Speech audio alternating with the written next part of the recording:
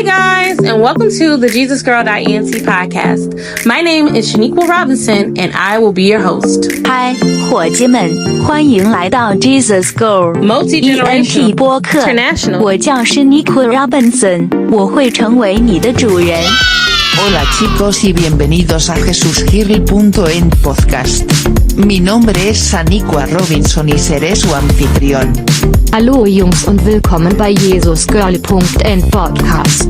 Mein Name ist Shaniqua Robinson und ich werde dein Gastgeber sein. Salut les gars et bienvenue sur JESUSgirl.ENT podcast. Je m'appelle Shaniqua Robinson et je serai votre hôte. Like, comment, and subscribe. Thank you for tuning in. Now, let's get into the message.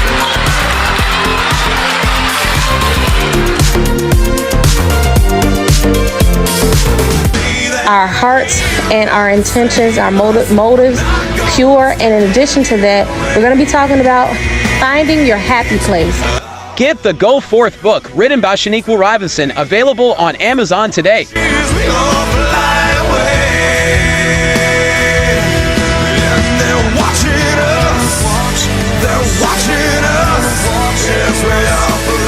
Now, let's get into the message. Spend some time with you, just the two of us. Hi guys, and welcome to the JESUSgirlENT podcast. My name is Shaniqua Robinson, and I'll be your host. I pray you all can hear me well, because I am actually on the go. So this is going to be a pop-up podcast, but if many of you are following me on social media, then you know that I said that I was going to begin a series entitled Your Enemies Are Friends, but God will not let them win. And so that is what we're going to be talking about today. We're going to be talking about how God will let you see the plot of the enemy so that you can avoid it, so that you can keep moving forward in spite of it, and so that you'll be aware. He said he will not have us to be ignorant of Satan's devices, and so he'll allow us to see the play of the enemy, the plot of the enemy, so that he can get the glory when he allows for us to escape it, avoid it, overcome it in Jesus' name.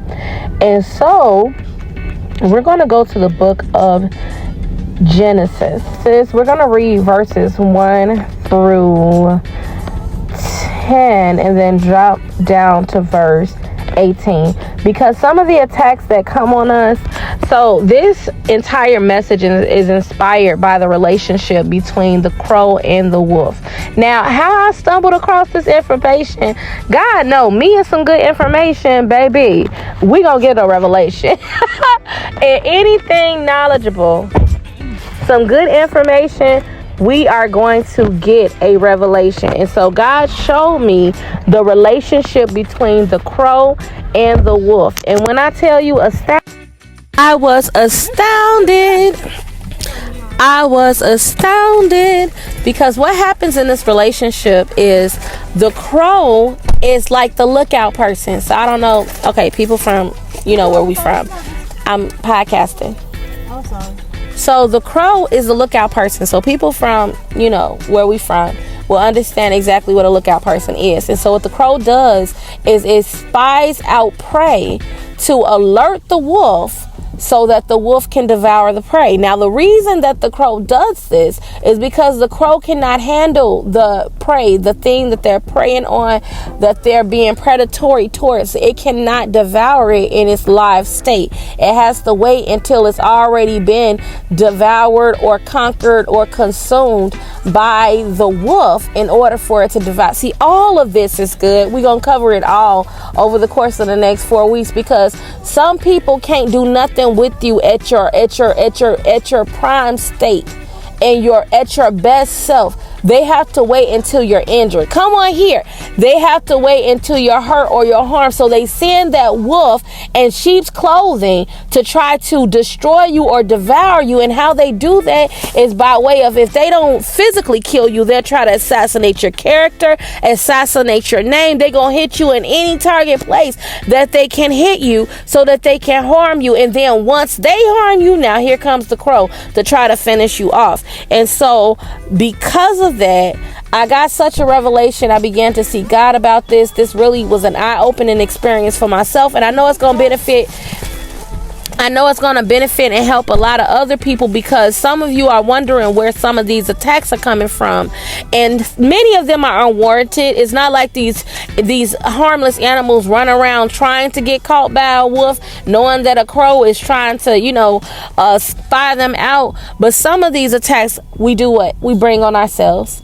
And that's what I want to help us to prevent in this new season, because we can't afford to give out any information that should not be given out. We can't afford to put ourselves in positions where people can hurt or harm us. God has called for us to be as harmless, wise as serpents, but as harmless as doves. If there was any season that we needed to know that tactic more than any other season, it would be now.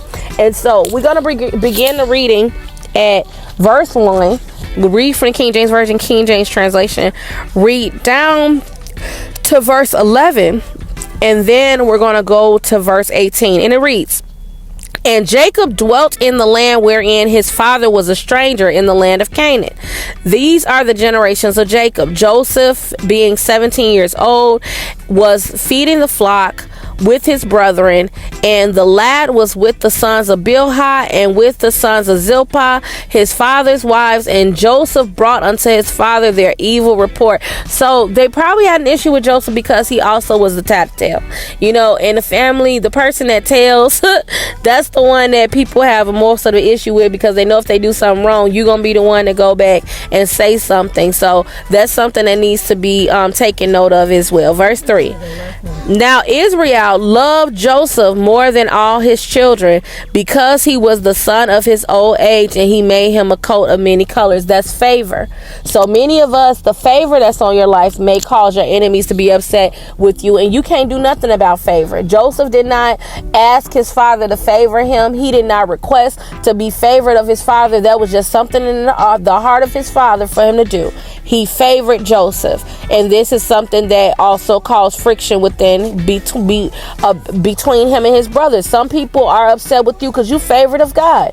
They do the same thing, are in the same area, have been doing the same thing for the same amount of time, and have not seen a move of God like that. But the moment you start doing it, the moment you open up your mouth, now it's taking off, and it's taking up because God has favored you, and you can't do anything about favor. The favor of God is something that you can't do nothing about. It's just something God saw fit to do for you. Verse 4.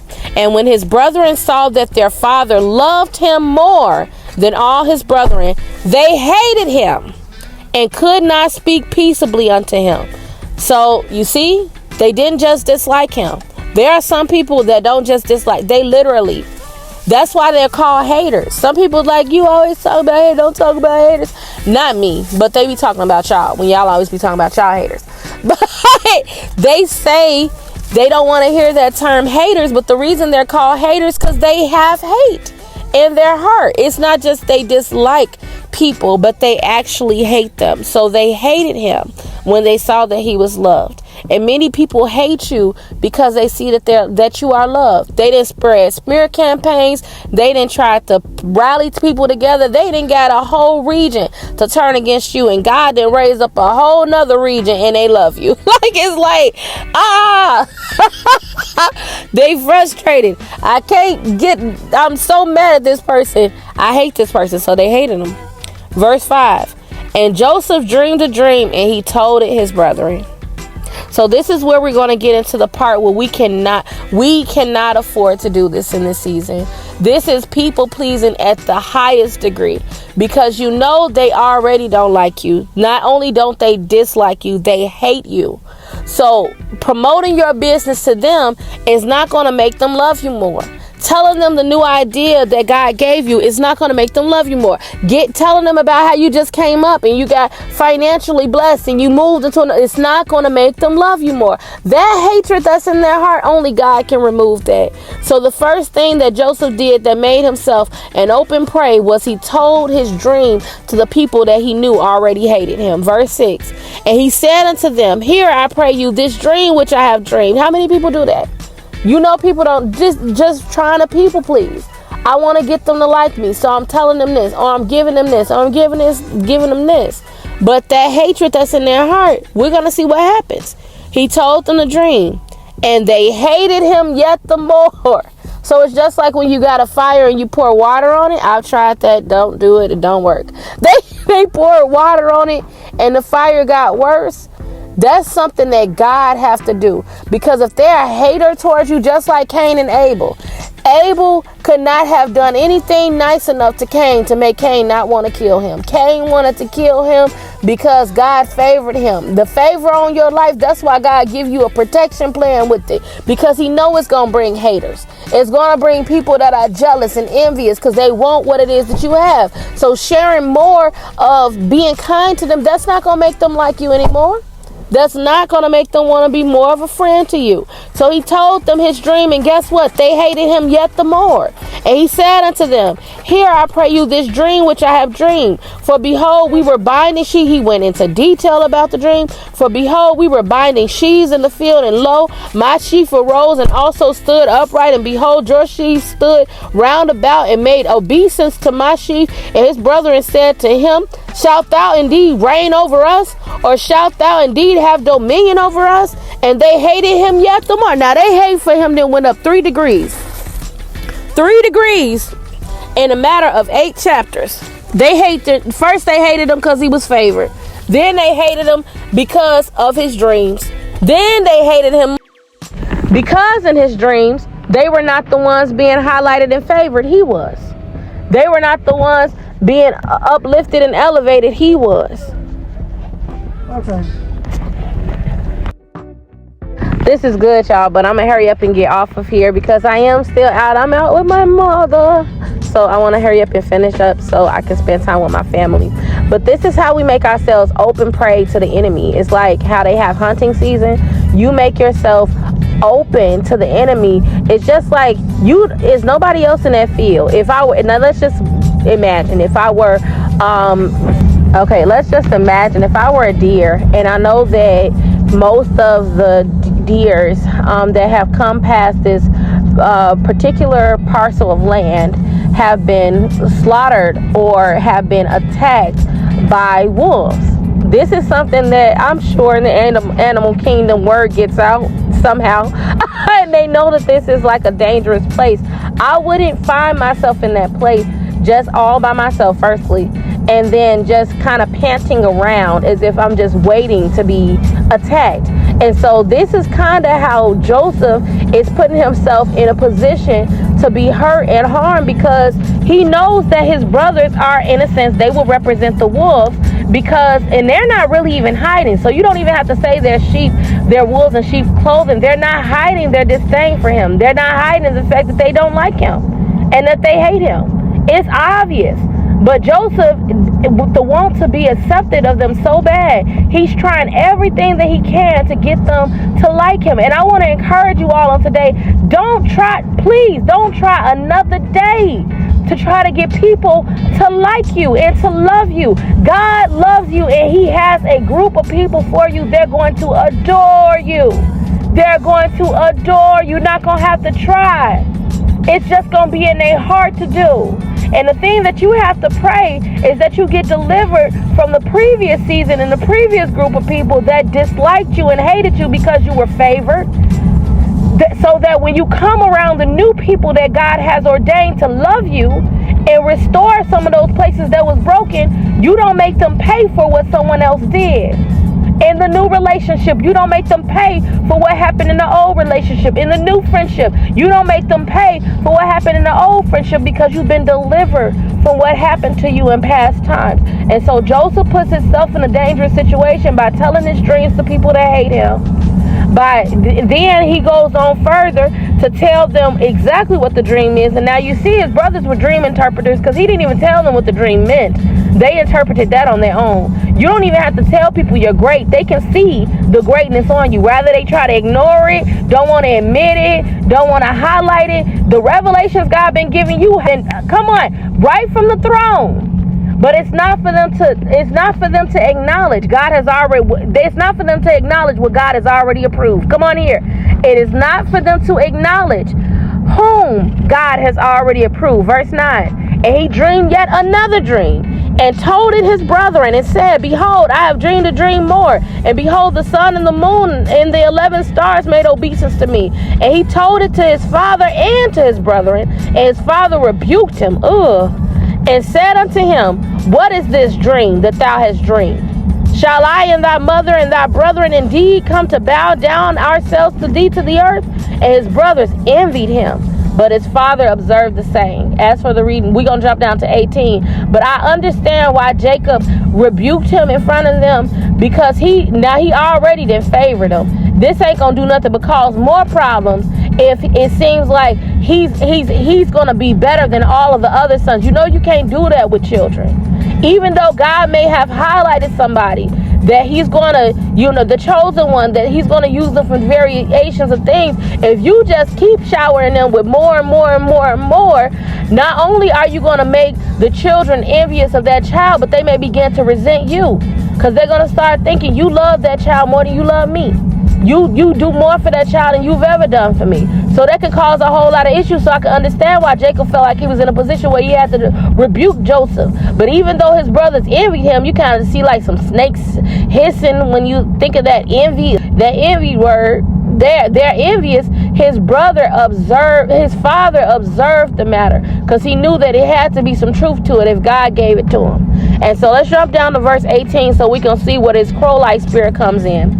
And when they saw him afar off, even before he came near unto them, they conspired against him to slay him. So there are those who are watching your progress. They stalking your page. They're stalking what it is that God is doing in and through you, and they trying to devise a plot. Now I'm coming on you here today, and you probably listening for the first time don't know me from a can of paint, but I'm warning you about what it is that God is showing you, that there are people waiting for it. They're trying to plan your demise right now. So they saw him afar off. He didn't see them, but they saw him. Come on here. You may not see them. You don't see them, but they see you. Come on here. God sees them though. And that's why God making you aware of what the enemy is trying to plot in this upcoming season. And they conspired against him to slay him. So they had an intention to kill him. Come on here. And this is why so many businesses, it breaks my heart when I see a business shut down, a ministry shut down, anything shut down prematurely, especially when I know that this was something ordained of God. But that was somebody's plan. They planned to put you out of business. They planned to get you to stop your ministry. They planned it. And they were successful. And that's why it helps to have a faith-based business, because you can go into prayer and combat that thing and send it back to the pits of hell from which it come. I'm not finna do this with you. It don't matter what kind of weapons y'all send. Bible declares that no weapon formed against us shall prosper, and every tongue that rises against us in judgment shall be condemned. And so they conspired to slay him. And they said, behold, this dreamer cometh. They didn't even call him their brother. People will disassociate with you and start calling you different things because they so jealous. And all they had to do was start seeking God. Well, God, what do you have for me? Because if he on Joseph block, he in the same neighborhood, all they had to do was start seeking God for what God had for them. But they desired more to hurt Joseph. All right, guys, that's part 1. We'll be back on tomorrow with part 2.